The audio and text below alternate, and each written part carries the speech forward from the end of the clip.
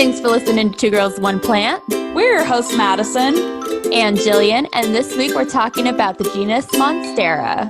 Dun dun dun dun. Monstera. It's great. It's really a mystical genus. I'm super excited. Yes, we're back with another installment of the genus series, and this week we're talking Monstera. I'm so excited to talk about this. There's so many weird ideas surrounding Monsteras and weird marketing tactics and all kinds of odd things going on with this genus. So we really wanted to break it down, lay it all out, and give you guys all the facts. Yep, it's going to be similar how we broke it down in if you listen to our genus Philodendron episode, it's going to be similar. So we'll talk about the science of it, characteristics, care tips, and like Jillian said, all the weird marketing tactics people do when it comes to Monstera plants, because it's kind of out there, but we'll talk more about that later. But for a second, let's catch up because we did not post an episode last week, so you and I haven't had a chance to really talk and catch up. I know you're working. How's O'Toole's going?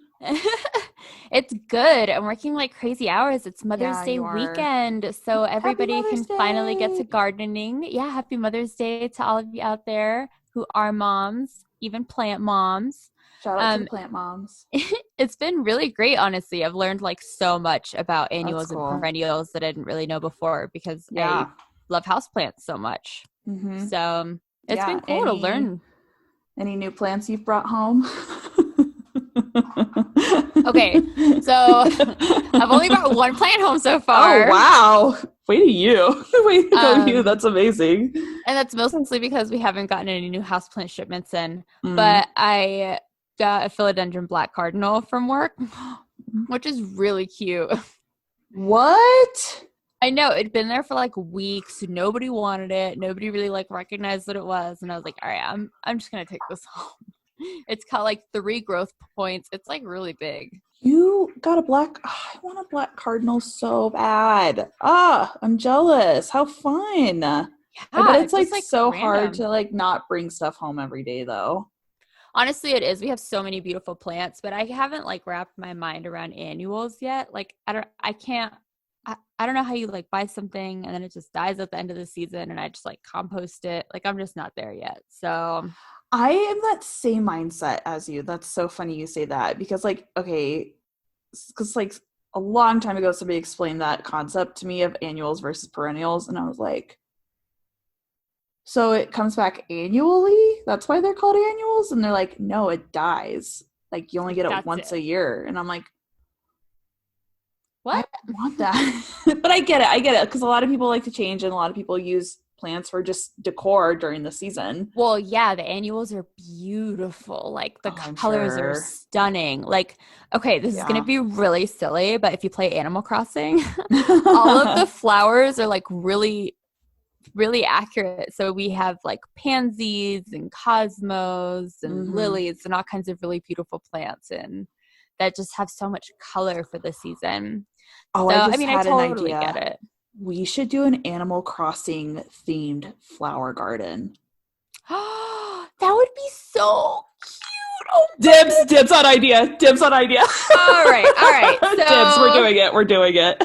Yeah, that's a phenomenal idea. That is. Oh, we're doing it. And we'll get everything from your work. That would be so sick. That would be awesome. I do get a discount.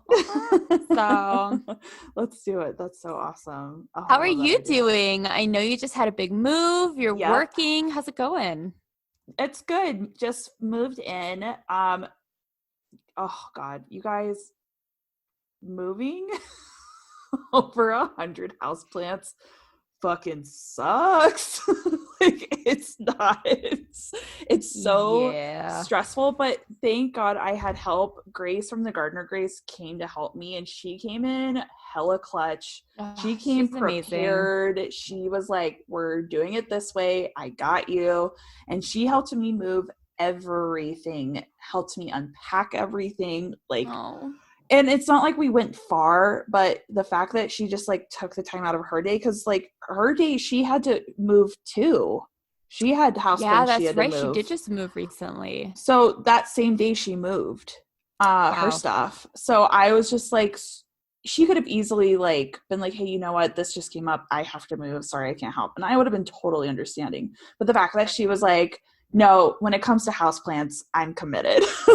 Well, honestly, like she packs her houseplants so well. Like she covers them in like nice soft filling and keeps them like cushioned.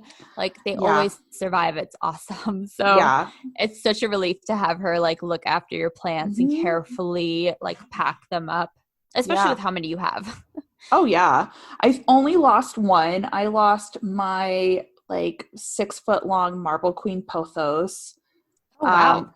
Yeah, that did not survive the move, but also because we had it on the floor and we had our Roomba going in the new apartment to help with like all the dirt.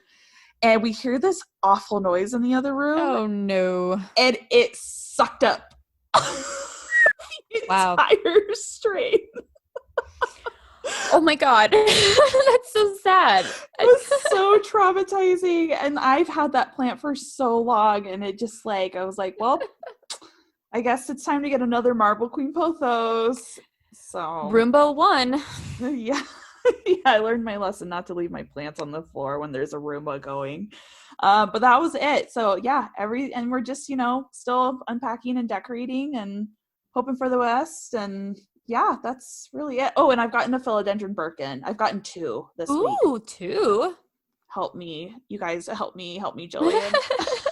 Help me. Do they already have like white stripes and everything? Yeah, here, I have one. Aww. I have one right here. I'll show you real quick. But look. Oh, it's beautiful. Yeah, they had this one's from NYX, and then at work yesterday we got another shipment of the Costa Farms ones. So obviously I had to buy one. I mean, you gotta at least compare the 2, if anything. Yeah, science experiment. So yeah, gotta do your part. Yeah, that's all I've really gotten though. I've been good-ish, so we'll see. More room for plants though.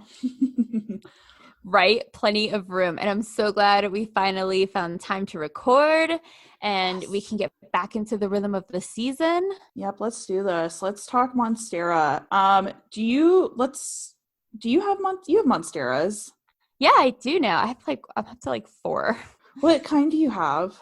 I have some Deliciosa cuttings, an Adansonii, a Siltepecana, a Standeliana, a Peru. That's 5. That's 5. Yeah. Yeah, I think that's it. Nice. That's awesome. Yeah. I love Monstera. I think Monstera, in my opinion, is better than Philodendron because they're not as diva-y, in my opinion. I feel like Monstera can take a little bit more abuse than some Philodendron. There's some Philodendron though that are like hardcore like plants of steel, but it's not like continuous through the genus. I feel like Monstera is very like continuous like through the genus of just being like rock hard, cool, like easily neglected plants. Yeah, I always saw them like growing up all over the place like Deliciosas that you just could not kill or get rid of.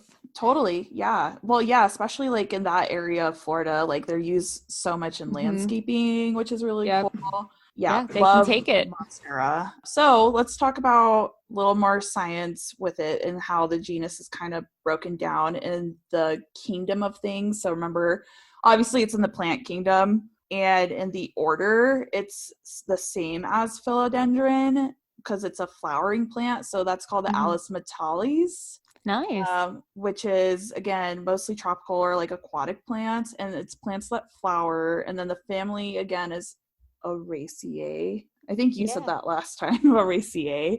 Yeah, that's perfect. And that's the plant with spadexes. The best little family. Yes. And then it has a subfamily, and this is where it kind of differentiates from Philodendron. So this is Monstera, which is the flowering plant in Araceae, and that can include all of your subfamilies that you've heard of. So like Rhaphidophora, Scindapsus, Epiprenums, those are all still in that subfamily of Monsteroideae. And then we come to the genus Monstera. So again, kingdom, order, family, subfamily, and then genus. Kind of cool, kind of just broken down. We talked again a lot about this in like more specifics in the last episode of the genus Philodendron. So if you want to hear more about those certain like families and subfamilies and orders, you can go listen to that episode and talks a little bit more about it. But we won't get too in detail in this episode. But yeah, the idea is its own unique genus. Like Monsteras are unique from Philodendron and have their own unique characteristics. Yes. So they are mostly hemiepiphytic. So Philodendron kind of had a range of epiphytic species and hemiepiphytic. Most Monsteras actually plant roots into the soil and grow up into the trees and like change over the course of their maturity. Yeah, so, and again, it's very, and I think that's where a lot of the confusion lies. It's very similar in how it grows to Philodendron because it is hemiepiphytic. So like it does grow up the trees and up the rocks and cliffs, also grows down the trees. And like you said, it changes over its lifespan. Yeah, and we've seen that. So like everybody that has Adansonias and Dubaias that are growing up totem poles can see that the leaves get bigger, the fenestrations or holes get, more exaggerated. And Deliciosas do the same. Like a juvenile Deliciosa almost looks like a jade pothos. Like a non-binding jade pothos. Yeah. And as it gets bigger, it gets those really beautiful splits and mid-rib holes and all that good stuff that is more characteristic to it. Yep. And they have aerial roots and the subterranean roots. Again, very similar to Philodendron. I feel like the aerial roots in Monstera are a little bit more found, if that makes sense. Like I see beefier. beefier, but also like I find more aerial roots in my Monsteras than I do in my Philodendrons. But that just might be in my household setting. That might be different in your household, but like in my household, my Monsteras have more aerial roots than my Philodendrons do. Yeah, I'm not sure now that I'm thinking about it. I'm curious. I don't think many of them have too many aerial roots just because so many of mine are so juvenile and I buy such small plants. But like, I know back in Florida, you could see like the roots all over the trees and they were like sturdy, hefty roots. Like they're pretty tough stuff. Yeah, it's almost like they're welded into the side of things. Yeah. Like exactly. It looks like it's just become like one with like the brick or like wood. Like, cool. Exactly. That'd be so. I wonder, like in Florida, like so, like my family is in Florida and you're from Florida, but like it is a very common plant in landscaping, correct? Like, yeah, for sure. Yeah, Deliciosa specifically. That's so interesting because like I'm assuming when you use it for landscaping, would it need to be like in a shady spot of like your yard? I mean, probably not necessarily shady, but like not direct sunlight all day either. Maybe like morning light or indirect light. I mean, they don't really need they can get burned if they get too much direct light, and they just won't thrive if they don't get the right amount of light that they need, So totally. Like I know we have like big, huge trees in the neighborhoods and they're usually growing underneath or on trees, Oh, so that makes sense. They definitely get a lot of shade from canopies and all the houses in the area and stuff like that. So yeah, that makes all the Spanish moss. Yeah, exactly. That I know. Sorry, it's nasty. I know people buy it and it like doesn't have bugs when you buy it and that's like really cool. But anybody that grows up in Florida knows like you do not go near it. Spanish moss. No, that's like a nightmare waiting to happen for you. You will like get stung or something messing with that stuff. And then so since we've talked a little bit about sun and light, do you want to talk a little bit more about like care tips when it comes to that? Yeah, sure. I mean, it goes the same in your home. Like you want to give it the right amount of light and then you also want to give it the right amount of water depending on how much light it's getting and how fast it's drying out. So water when dry, keep it really humid and I wouldn't let it dry out too much. It's not like a cactus or a succulent either. stick your finger in 2 inches or like up to your knuckle. And if it's dry, like give it a good water. Yep. And I mean, they're all over Florida. So like when you think humidity, like think Florida. They like it. Yeah. They like it pretty humid. Yeah, they do. And they grow and they fenestrate more likely when they are in humid environments. And you're less likely to rip leaves and stuff like that too. Yeah, they're not as like papery almost. They're more waxy in a more humid environment. But I feel like for most Monstera, like mine barely get any light and they grow pretty well. Like I would say mine's more like medium in its light, and it just like always has at least 4 leaves growing, at least on my Deliciosa. There's always at least 4 leaves growing at once on all like the growth. Wow, that's awesome. Yeah, and I mean, leaves aren't like super fenestrated. Like there'll be like maybe 2 to 5 splits per leaf. But like that's fine with me. Like as long as it's like healthy and it's growing, that's what's important to me. Well, yeah, as long as it's healthy and growing, those leaves will definitely get bigger. Like you're going to see more splits. You're going to start seeing like the midrib holes inside, by the veining. Yeah, it's beautiful. I mean, honestly, a Deliciosa is a really awesome houseplant, but like will also take over your house. Like they're huge. They get really big. It's really cool. If you can let it have the space to like do its thing, it's going to get like really incredible. Oh yeah. My sister, again, she lives in Florida, but she has one, and we were FaceTiming today and she was showing me her Deliciosa. I'll send you a picture of it, but she got it like less than 6 months ago, and it was just like a little starter, like you see what you buy. And it has full fenestrations, full holes down the center, huge leaves about like a foot across. Like, wow. Oh my God. And she keeps it outside underneath, like kind of like on the patio shaded part. Yeah. Oh my God. That thing is so gorgeous. Wow. But she needs to cut the mature leaves off, like the tiny little ones that are at the base that are kind of like flopped over. She needs to trim them. I keep telling her that. But all the older ones. Yeah. All the moms like on the bottom, she needs to snip them. So. And that just helps with the growth, like that truly, right? Like as you get more fenestrations, and if you like the fenestrations, like cut off the ones that are not fenestrated, especially the smaller leaves on the bottom. Like cut them off, because it's just gonna grow so much faster. The more you cut them, the more these things grow. Yeah, you want it to like put its energy in the right place, Yeah, and they're so easy to propagate. They propagate so well. I cut my Dubaya because it went past the moss pole, and I cut it and put it in water, did great, rooted, sent the cutting to a friend. And I was like, cool, I cut it. It's going to be a while before it grows another leaf. No, within 2 weeks, there were 4 new leaves. Oh, wow. And that's a shingle plant. And I was like, because it only can put like 1 at a time. Right. But there were 4 leaves within 2 weeks. And I was like, and they're bigger. So I was like, well, I need to get a bigger moss pole if it's going to keep doing this. Yeah. Or everybody's just getting a ton of Dubaya cuttings. Hey, if you have to keep giving away Dubaya cuttings, you just let me know. I'll hit you up. I'll hit you up with it. But yeah, they are the best little propagators. I mean, that's how I got my Sandaliana. It's a variegated Sandaliana, which would normally be like super duper expensive. And I basically got a nub from Green Lady Gardens.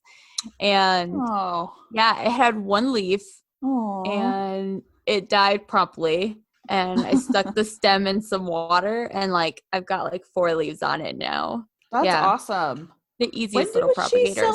When was she selling Stanleyanas? During her rare plant sale.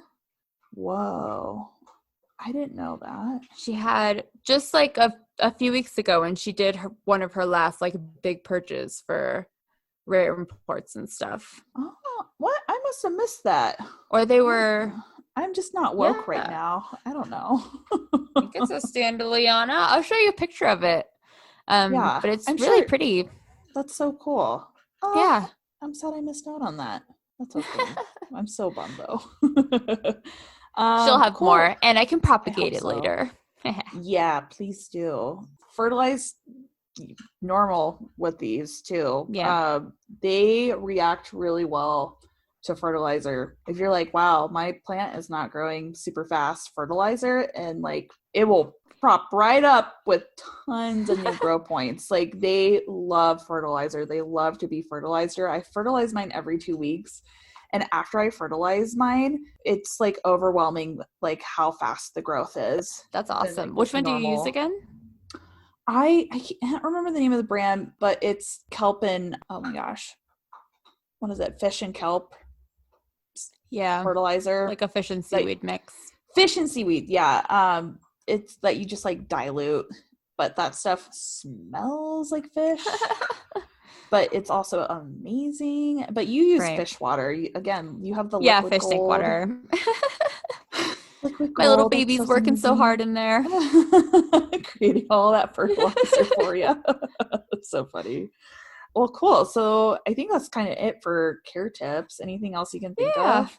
No, I think with that you can raise a monster, like for sure. Yeah. Literally. And that's where they get their name. Like that's why it is called Monstera, because I forget the name of the botanist, but when he discovered them, he was like, wow, this is a monster of a plant, and thus named the genus Monstera. That's fun. Very like super simple, basic. I'm so glad that that's actually the story though. Like that is. I had to look it awesome. up and like I like cross check just to double check, because I was like, that seems a little too simple of why they named it that. But I checked a bunch of sites and like went to a bunch of really great credible sources, and they were like, no, this is like the reason why. And I was like, yep, this dude thought it was a monster plant. Literally it. So there are let's talk about species a little bit, because there's a bunch of really cool species. We talked a little bit about some already. There's about 50 species. I think right now there's 48 that are documented exactly. But what are your favorite types? Or what do you own? What are your wish lists? What's your favorite type of species of Monstera? There are honestly so many, because I named 5 that I didn't even realize I had that many at this point. But the Peru's really fun just because it has like the coolest texture to it. Awesome. And my Adansonii just looks like a fake plant. Like I love seeing the holes on every new leaf, and like I know it's super overhyped, but I really appreciate, like I really love that it has holes in it. It's like the coolest looking thing. So I'd probably say like one of the coolest wish listy kind of plants that like I enjoy following online but don't own and probably never will is the oblique. Oh yeah. Just because it looks unreal, and watching auctions for obliques is so much fun. Yeah. It's like, whoa, these people are intense and rich. It's crazy. And now people have variegated Adansonii too, so those go for pretty crazy amounts. Those are incredible looking. Oh, yikes. I can't even imagine the bid war on a variegated oblique. Oh my gosh. Could you imagine? That just sounds like something that would come into my house and die within 2 days. Right? I couldn't handle the pressure. Yeah, exactly. Like I can like hang with Monstera. I know I was like talking about Monstera, really like sturdy plants, but I feel like I'd be so terrified to own an oblique. Like, please, I do not want to have one because I would be so terrified to kill it. That's such a huge investment. I would need like an orb or something. Yeah, it makes me really nervous. There's an admin in one of the houseplant groups. I think her name is Rachel, but she has an oblique that she posts about all the time. Like you've probably seen pictures of it, but it's a pretty decent size oblique.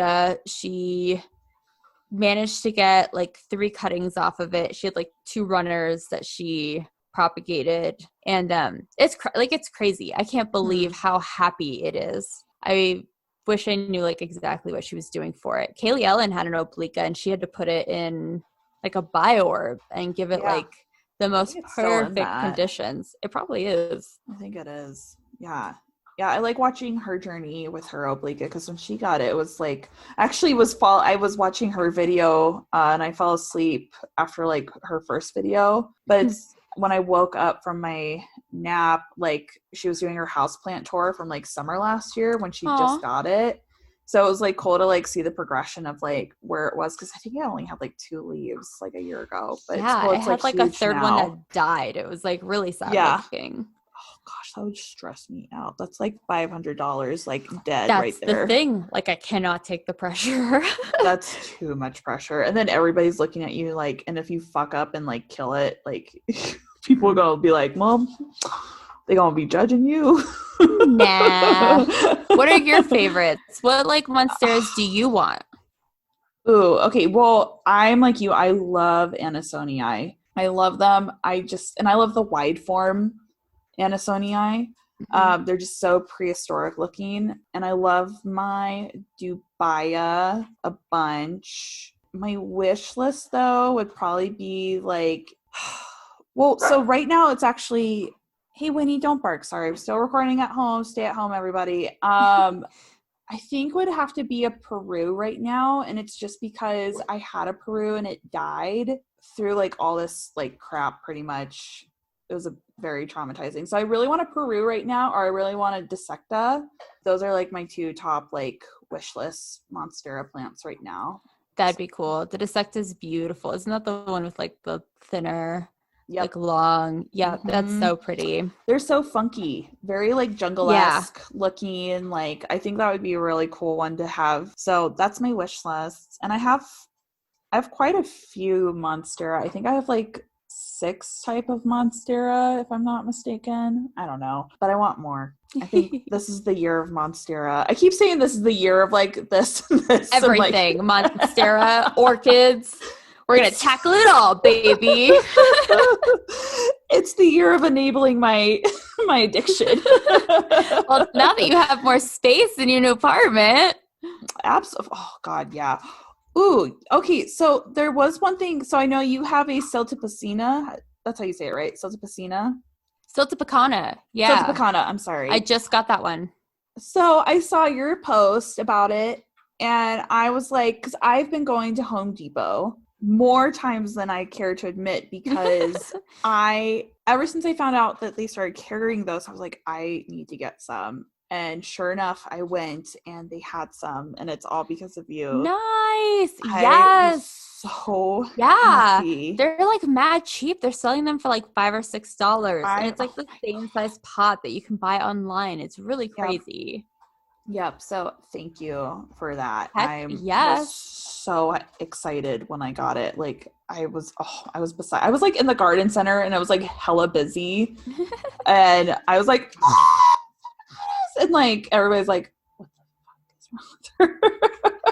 I'm a plant lady. I get excited about plants. Yeah, you gotta go a little crazy when you find just the right one. Like, I'm sorry. Yeah. Well, and that's cool that one's becoming more commonly found, I guess would be the word, in the market right now, because there are some that are more readily available when you go to like a garden center. So it's like, you know, your Deliciosa, your Anisonii, your Celtipacanas now, but that's all we've ever really seen in the market now. Yeah. But the ones you kind of have to like do a little bit more digging on, like online or like really specific sales or like Etsy, eBay, would be like, again, the Dubayas, the Epiprimnoides, the Minima. I can't ever say this one, and I'm so bad about it. It's the It's the Pinetti partita. Oh, you're so good.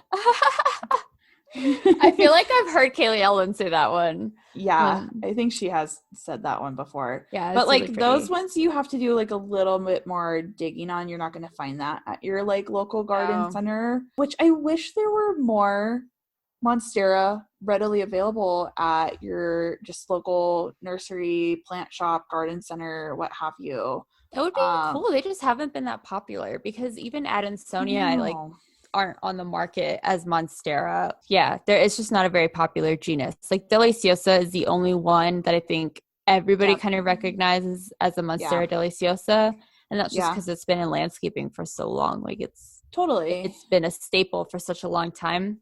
But Adansonia is in the market as something different. Celtipacana, I don't know about yours. Mine didn't have a name on the tag. It just said house plant or house decor or something like that. Yeah, mine did too. So, I usually have to like find. Green Lady Gardens had a lot of Monstera varieties. That's where I got my Peru, my Standeliana.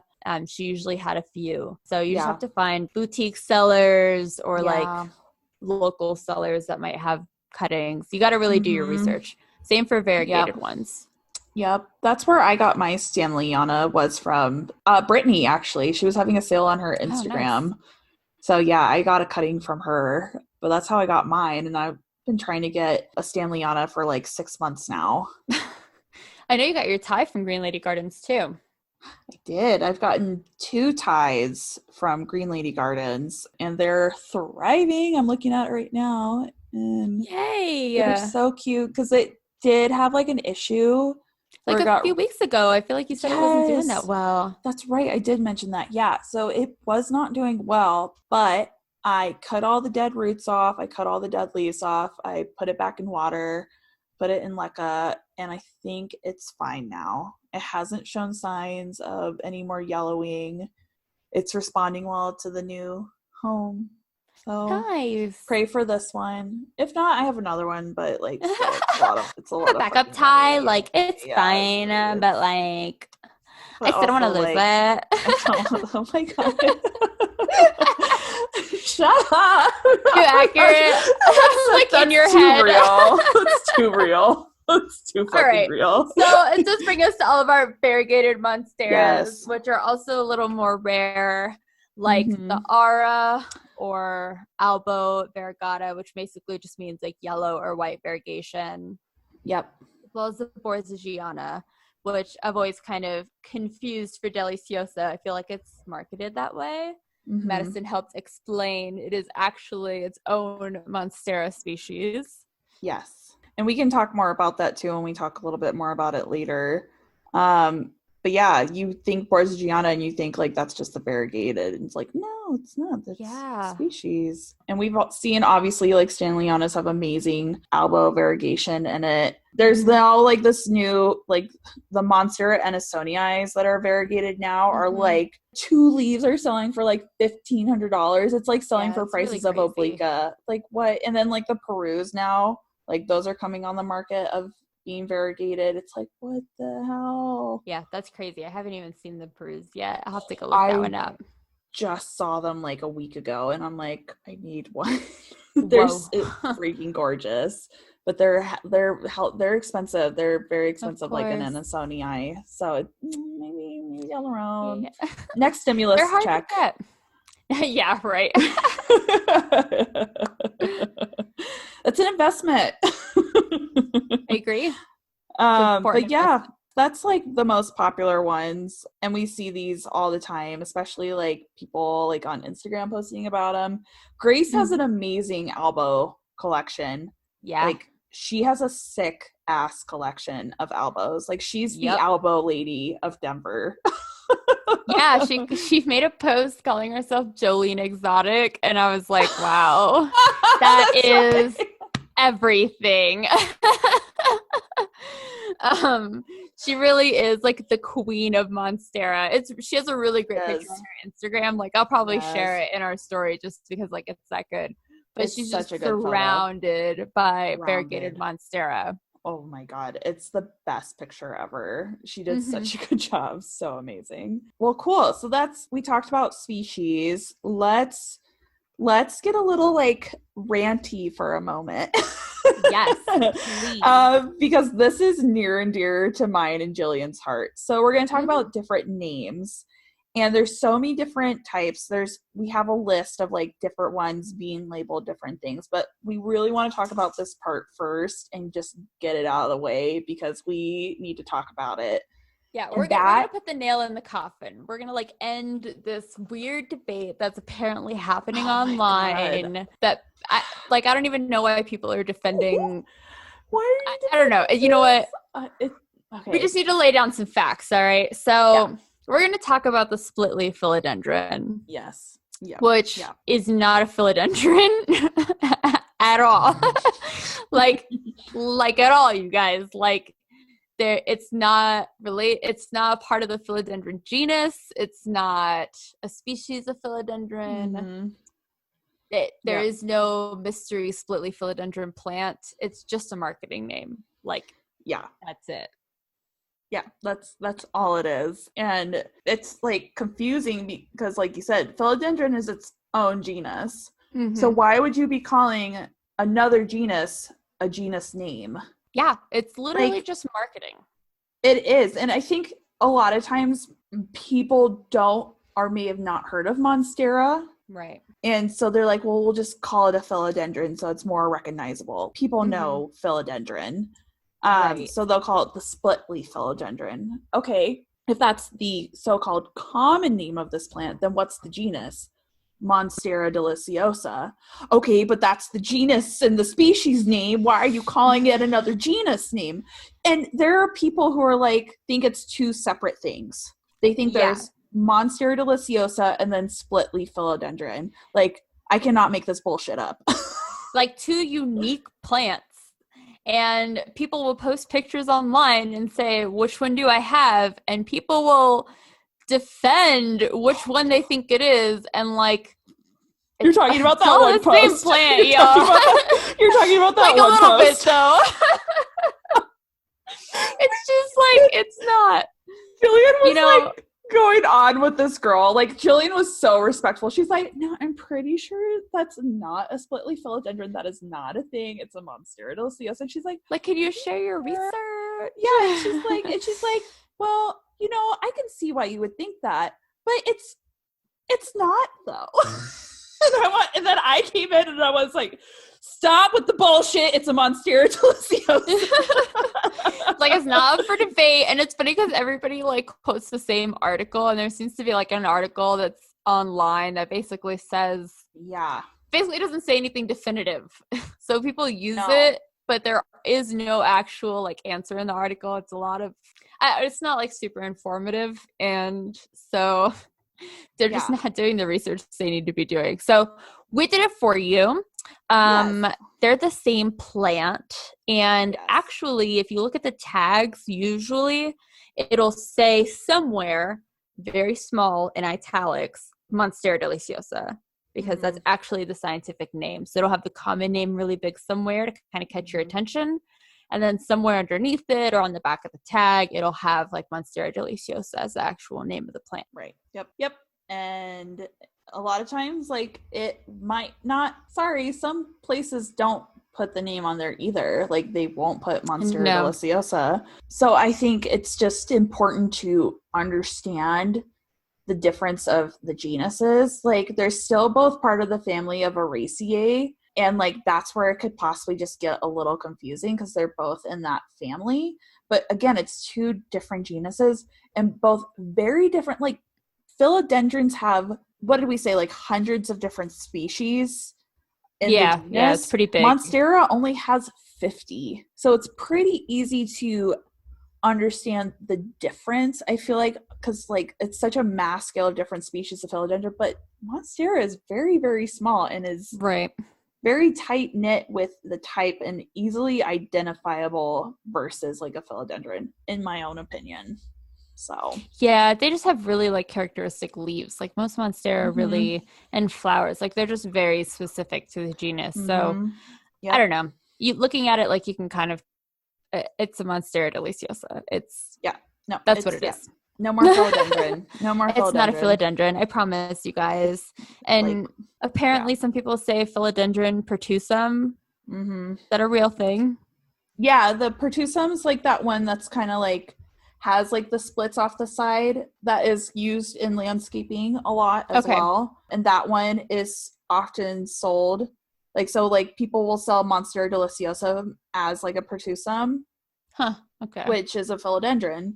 Right. If you have like a side-by-side photo of them, they look nothing alike. The philodendron's more like a V shape, where deliciosa is more like a heart shape. Oh, yeah, okay. So like that's how you can kind of tell the difference, and then the fenestrations are like huge, difference. We'll post a picture about it on our stories maybe this week, just to show the difference of all these. Yeah, but people, but it's also the guy just who discovered Monstera deliciosa. He named them wrong, so he actually that's another issue as well. So he discovered Monstera deliciosa as Monstera deliciosa, discovered it again and named that discovery the Philodendron Pertusum, and then later realized that he named it the wrong thing and was like always a Monstera Deliciosa because he was like a more mature one versus a juvenile one. So that's where like the issue was. And so he went back and was like, oh, I messed up. But Philodendron Pertusum just kind of stayed around. And then it went to this one that was an actual Philodendron Pertusum that he actually named.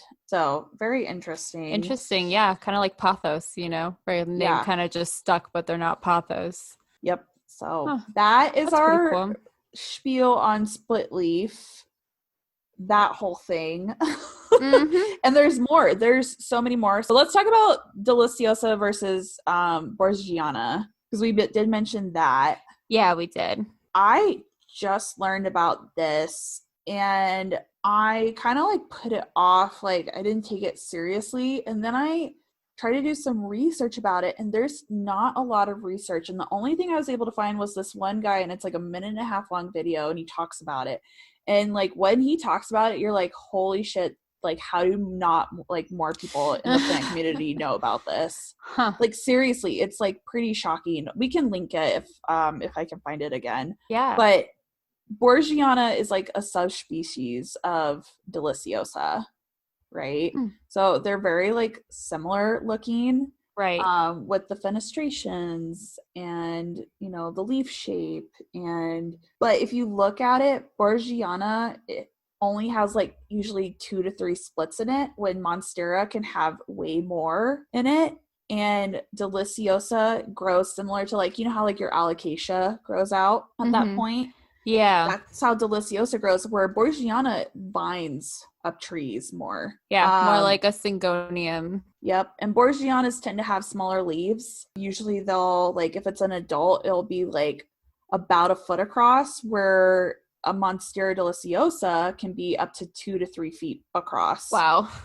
Yeah. That's so a big difference. Huge difference in leaf size when they're more mature. And the biggest tell, if you really can't tell, like if you don't have a mature one, you can look on the back of your leaves and you'll see like this little veining, almost wrinkle-like in your leaves. If it has like those wrinkles in the back, then it's a Deliciosa. If it's very smooth and there's no wrinkles, then it's a Borsigiana.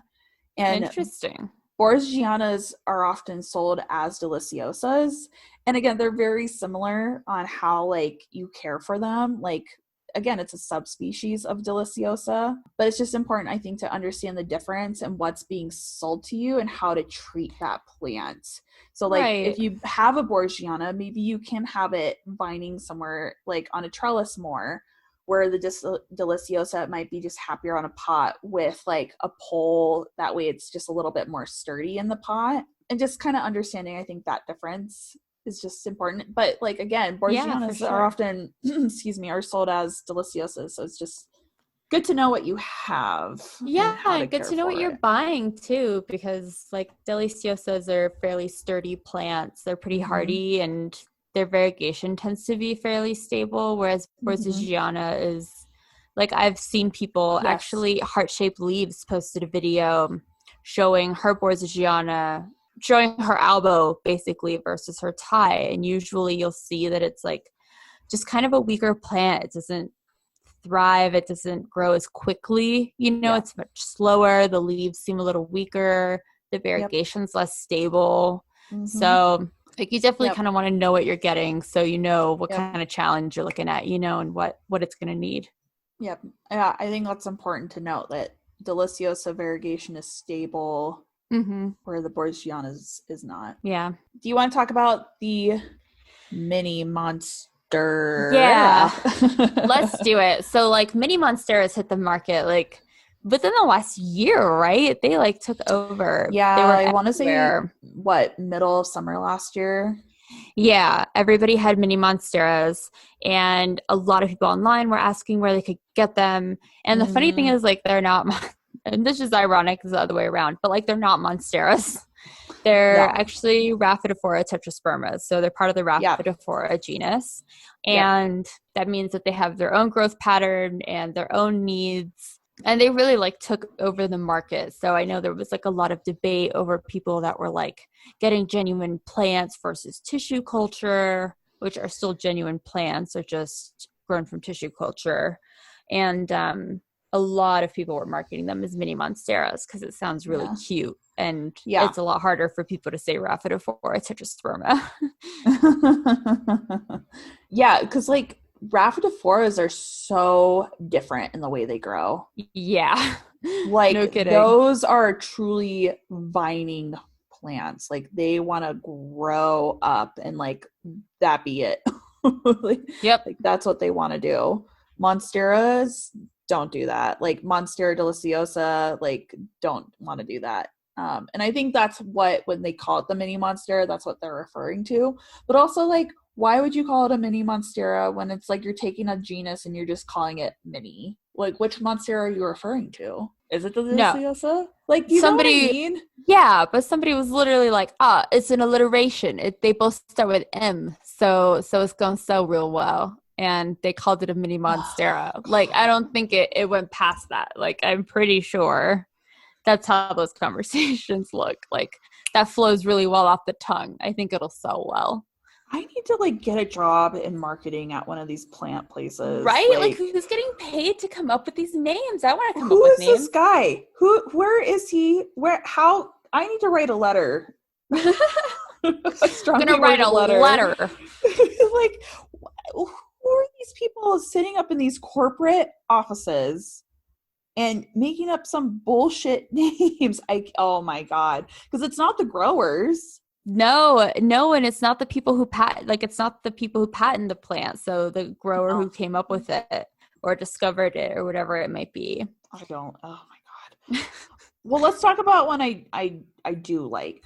I do like this name. And that's the common name for a lot of Monstera is Swiss cheese plant. Yep. I do like Swiss cheese plant. I can deal with that one. That one's not offensive to me. Well, it's so accurate to the look of the little silly looking leaves. Yes, absolutely. So you see that one with a lot of different Monstera. I think Deliciosa and Anisonii are the big ones that referred to this the most. And Anisonii is, again, like super popular in stores. You can find them in a lot of your local markets. And usually the Anisonii, I think, is more of the Swiss cheese plant because it has more holes in it than most Deliciosa. And 50% of the leaves actually are holes, which is pretty cool. And I think for like a lot of people, so like there's different forms of Anisonii. So there's like the wide leaf form, and then there's like the narrow leaf form. And the narrow leaf one is actually a juvenile, and that's called the Friedrichssalii. So Friedrichssalii is just a juvenile Anisonii. Oh, cool. So another person who made a mistake, this is because the botanist that discovered the species didn't recognize it a second time he saw it and gave it a new name. How many plants are these guys going through, you know? Like, oh my gosh. Don't understand. So I think, so it's the juvenile and the adult one that he saw.